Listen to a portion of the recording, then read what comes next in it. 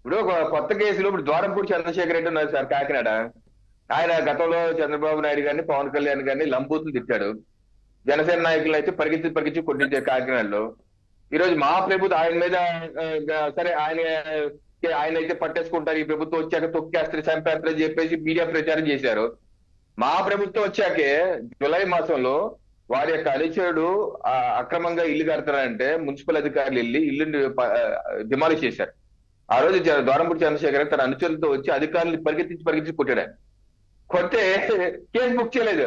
ఇప్పుడు అధికారులు కొడితే కేసే కదా సార్ పవన్ గారు, కేసు పెట్టలేదు. మనందరూ మీడియా ముందు బయట గగ్గులు పెడితే వారం రోజులు కేసు పెట్టారు జూలైకి ఇప్పటికి 6-7 మాసాలు అయ్యింది పవన్ గారు. ఇప్పటి వరకు కనీసం 41 ఏ నోటీస్ ఇచ్చారు అతనికి, ద్వారంపూడి చంద్రశేఖర్ రెడ్డి గారికి 41 ఏ నోటీస్ ఇచ్చి ఏమైనా వచ్చి కొట్టావంటే ఏంటి నీ సంజేసి అడిగారా? అడగలేదే. మరి కొడాలి నాని గారు, గుడారి నాని, ఆయన మీద జూన్ లో వాలంటీర్లే క్రిమినల్ కేసు పెట్టారు. మమ్మల్ని రెచ్చగొట్టించి కావాలని చెప్పి మాత్రం రాజీనామా చేయించారు, ఇతర కుట్రతో అని చెప్పేసి క్రిమినల్ కేసు పెట్టారు. మరి అతని మీద విచారణ ఏది?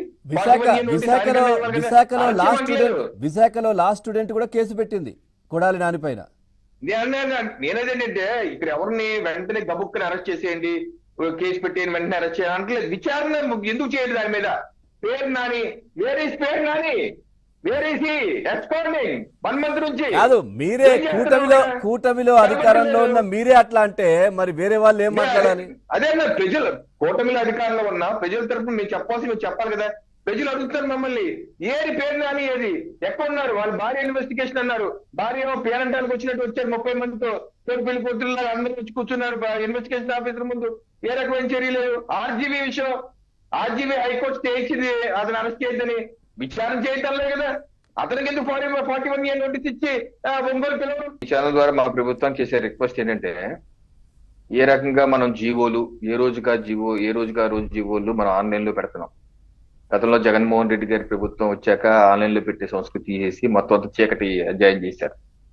ఏ రకంగా మా ప్రభుత్వం టెక్నాలజీ ముందుగా అడాప్ట్ చేసుకునే ప్రభుత్వం కాబట్టి ముఖ్యమంత్రి గారు ఒకసారి ఆలోచన చేసి కేసుల యొక్క విచారణ, వివిధ కేసులు అది ఏ స్టేజ్ లో ఉంది, ఏ విషయాల్లో ప్రస్తుతం పురోగతి సాధించారు, ఇంకే విషయాల్లో చేయవలసి ఉంది అన్న వివరాలు, అంటే పూర్తి వివరాలు కాకపోయినా క్లుప్తంగా అయినా సరే ఆ యొక్క వివరాలు ప్రజల ముందు ఒక ఆన్లైన్ పోర్టల్లో, ఒక వెబ్సైట్ లో పెడతారా, లేకపోతే యాప్ లో తయారు చేసి పెడతారా?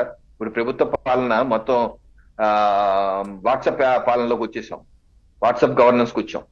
ఆ రకంగా మనం కూడా ఆ వివిధ కేసుల యొక్క పురోగతి ఏంటి, దాని మీద ఎంతవరకు వచ్చింది అన్నది డిస్ప్లేలో పెడితే అంటే ఆన్లైన్ లో పెడితేనంటే ప్రజలకు కూడా ప్రజలు అప్రిషియేట్ చేస్తారు.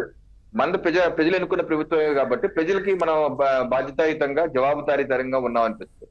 అటు పోలీసులు కూడా, పోలీస్ శాఖలో కూడా కొంత కథలు కూడా వస్తాయి. ఇదిగో స్టేటస్ ఏం లేకపోతే మనల్ని అడుగుతారు, ఆ స్టేటస్ లో మనం అప్లోడ్ చేయాలి, మరి ప్రజలందరూ మమ్మల్ని అడుగుతారు అని భయం కూడా వాళ్ళకు ఉంటది. శాఖలో కూడా స్పందన వచ్చి వాళ్ళు వేగవంతంగా చేసే అవకాశం ఉంది. సో ఆ రకంగా ఆ కేసు వివరాలని పారదర్శకంగా ప్రభుత్వము ప్రజల ముందు పెట్టాలని చెప్పి మీ ఛానల్ రిక్వెస్ట్ చేస్తాను. రైట్ సార్, చూద్దాం. మంచి సూచన సార్ ఇది. రైట్, తీసుకెళ్ళాలి.